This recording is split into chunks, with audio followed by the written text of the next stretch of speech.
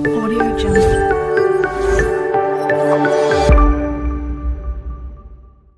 Good morning friends. तो आज आपका लेक्चर होने वाला है बेसिक मैथमेटिक्स के ऊपर, जिसमें हम लोग पढ़ने वाले हैं लॉस ऑफ एक्सपोनेंट्स यानी कि घातांक के नियम। ठीक है, घातांक के नियम यानी कि एक्सपोनेंट्स मैथ्स के बहुत सारे क्वेश्चंस में यूज़ होते हैं और इन्हें पढ़ना बहुत आवश्यक है। ठीक है, तो आइए एक एक करके देखते हैं फॉर्मूलेस को। ठीक है,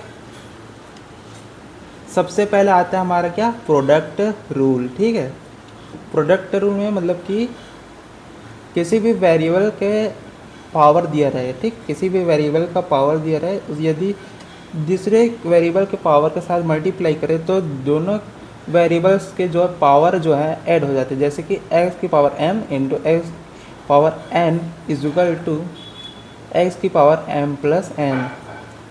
2 की पावर 4 एग्जाम्पल में देख रहे हैं हम लोग, 2 की पावर 4 इंटू 2 की पावर 3 इज इक्वल टू 2 की पावर 7। ठीक है, 4 प्लस 3 आपस में जुड़ गए हैं तो 2 की पावर 7 हो गए और आंसर क्या आ गया हमारा 128। ठीक है, अब देखते हैं क्वेश्चन रूल यानी कि भागफल देना या डिवाइड करना। ठीक है, x की पावर m, ठीक है, डिवाइडेड बाय x की पावर n। ठीक है, यदि हम किसी भी वेरिएबल के पावर को किसी दूसरे वेरिएबल के पावर के साथ डिवाइड करते हैं तो दोनों पावर आपस में सब्ट्रैक्ट हो जाती हैं। ठीक है, 5 की पावर 7 डिवाइडेड बाय 5 की पावर 4 इज इक्वल टू 7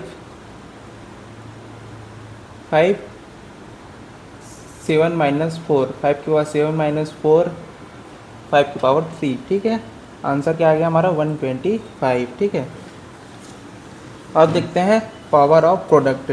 ठीक है, यदि, ठीक है, मल्टीप्लाई रहे दो टर्म्स यानी कि दो वेरिएबल्स और उनकी होल पावर m दिया रहो, ठीक है, तो ये दोनों वेरिएबल्स का जो पावर है दोनों में सेम रहेगा बट दोनों अलग अलग हो जाएंगे। ठीक है, जैसे कि हम लोग एग्जांपल में देख सकते हैं 6x²। ठीक है, दोनों की पावर क्या है, सेम है। ठीक है, लेकिन 6 स्क्वायर हो गया और x स्क्वायर हो गया। 6 का स्क्वायर कितना होता है 36 और x स्क्वायर। ठीक है, पावर ऑफ अ पावर। ठीक है,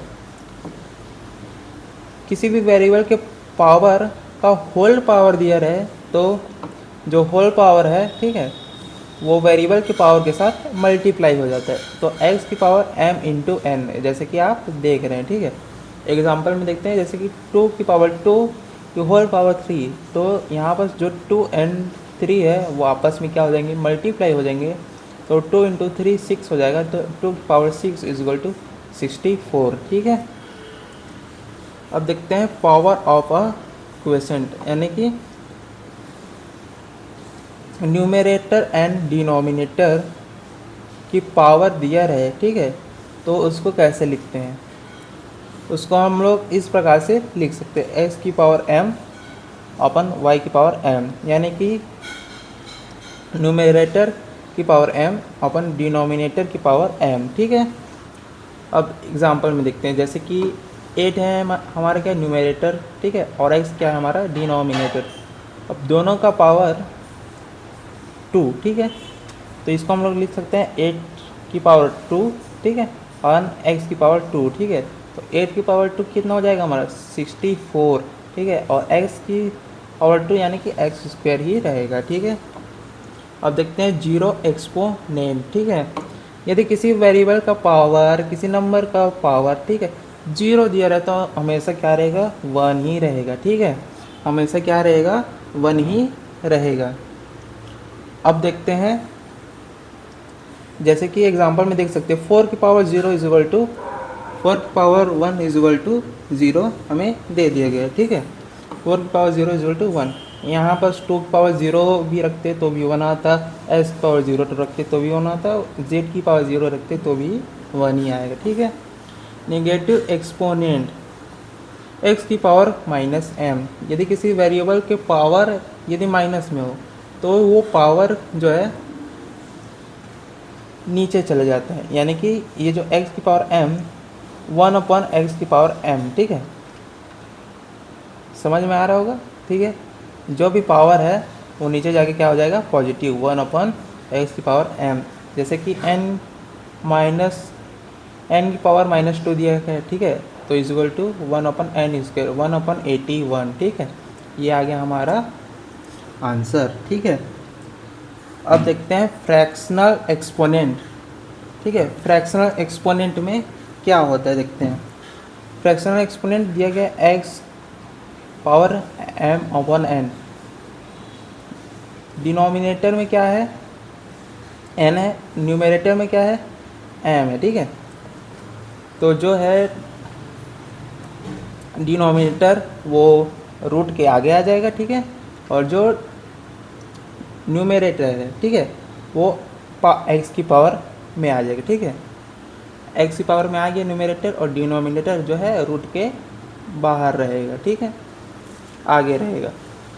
x की पावर 2/3 एग्जाम्पल में देख रहे हैं, तो ये जो 3 है वो रूट के जो है बाहर दिखाई दे रहा होगा आपको, और जो 2 है वो x के पावर में दिखाई दे रहा होगा, 3√x², ठीक है। आई होप आपको समझ में आ रहा होगा। और भी फॉर्मूलेस देखते हैं, ठीक है।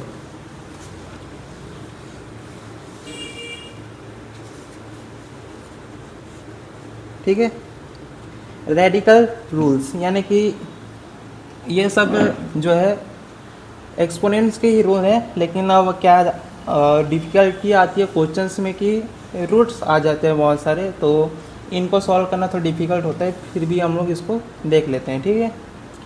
नॉर्मल रूट, ठीक है, n√a, ठीक है। ऐसे टाइप्स के क्वेश्चन दिया रहे तो उसको सॉल्व करना है a1/n, ठीक है, a1/n में, ठीक है। एग्जाम्पल में देखते हैं 3√5 को सॉल्व कर सकते हैं 5⁻1/3। जो 3 है वो हमारे चले जाएगा डिनोमिनेटर में, ठीक है, समझ में आ रहा होगा। इसको हम लोग ऐसा भी लिख सकते हैं, जो रूट है वो 1/2 है, ठीक है, तो यहाँ बस 3 दिया है तो 1/3 हो जाएगा, ठीक है। पावर इनसाइड रूट, ठीक है, पावर इनसाइड रूट दिया गया है हमको, ठीक है, तो n√a⁻m, ठीक है। यहाँ पास a की पावर में कुछ नहीं था, ठीक है, यहाँ पास a की पावर में m है, तो a की पावर m 1 की जगह आ जाएगा, तो a की पावर m/n, ठीक है। एग्जाम्पल में देखते हैं 3 जो बाहर दिया गया है 8, ठीक है, √8 का स्क्वायर, ठीक है, √8 का स्क्वायर हमें दिया गया है, ठीक है, इक्वल टू 8/2/3, ठीक है, ठीक है। आई होप आपको समझ में आ रहा होगा, ठीक है, ठीक है। अब देखते हैं multiplication rule, n√ab equal to n√a into n√b, ठीक है। ये हमको दिया एग्जाम्पल में दिया गया है, ठीक है। एग्जाम्पल है 3√8y, ठीक है, इसको मैं ऐसे लिख सकता हूँ। 3 जो है बाहर रहेगा, ठीक है, पावर है तो अपन √8, ठीक है। वैसे भी 3 जो बाहर में रहेगा √y हो जाएगा, ठीक है। सॉरी यहाँ मिस्टेक हो गया था, ये जो 3 है वो बाहर रहेगा, ठीक है। तो इसको हम लोग ऐसा भी लिख सकते हैं 2 की पावर 3, ठीक है, जो है इसको हम लोग जो है पावर में 2 की पावर 3 है, ठीक है, इसको हम बाहर लिखेंगे तो ऐसा हो जाएगा 2 की पावर 3 √y, ठीक है। आई होप आपको समझ में आ रहा होगा, ठीक है। अब आते हैं डिवीज़न के ऊपर, ठीक है, डिवीज़न n√a/b, ठीक है। तो जो अंडर रूट है वो दोनों में चला जाएगा, न्यूमरेटर में भी और डिनोमिनेटर में, ठीक है। अब देखते हैं n√a इक्वल टू, ठीक है, n√a/n√b, ठीक है। एग्जाम्पल में देखते हैं, इससे क्लियर होगा 3√x/27, ठीक है, 3√x, ठीक है, जैसे मैं बोला था वैसे ही हो रहा है, ठीक है, 3√x/327, ठीक है।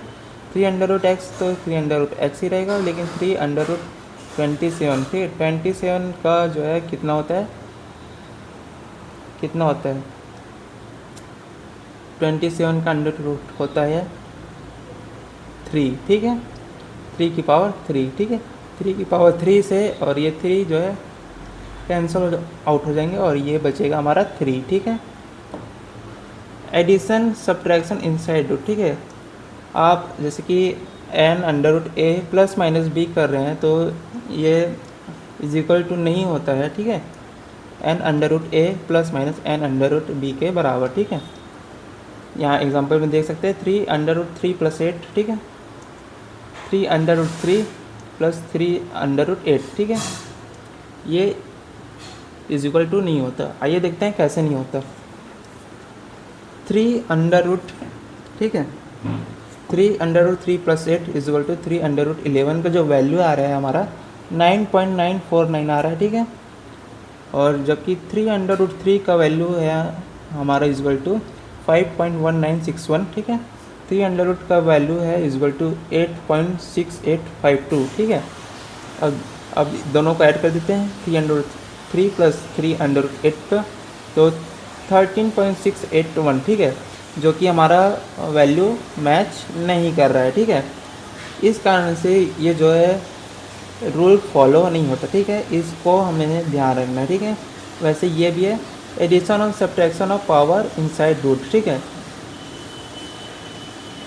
यहाँ पास पावर नहीं था, अब यहाँ पास क्या आ गया, पावर आ गया, ठीक है, तो इक्वल टू नहीं होता है a प्लस माइनस बी के बराबर, ठीक है।